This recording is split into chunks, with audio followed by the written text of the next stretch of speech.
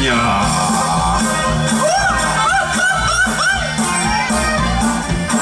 ¿Y qué es el otro? ¡Salud! Y amigos inseparables quedaron abandonados cuando murieron sus padres, pero el mayor se decía que a Pablo nada le falte. Pero luego le interesa, tienes que seguir la escuela. Tienes muy buena cabeza, yo me voy aunque no duela.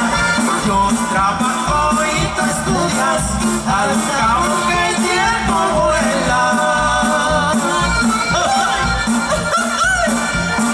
Pedro se fue para el norte y cruzó para el otro lado. Dijo a su novia Leticia, ahí te lo dejo encargado.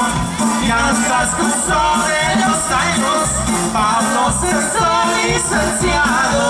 Hasta diputado, ¿eh? Ay, Pedro, qué gusto de verte. supe que eras licenciado. No sé cómo agradecerte.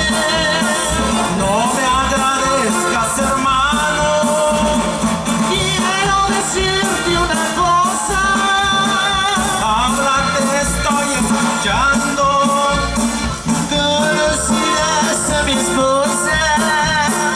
Es lo que estoy esperando. Hacer realidad lo que digo, ya poder ser feliz con la mujer recordando y que con norteña. Esta es mi esposa Leticia. Creo que ya nos conocemos.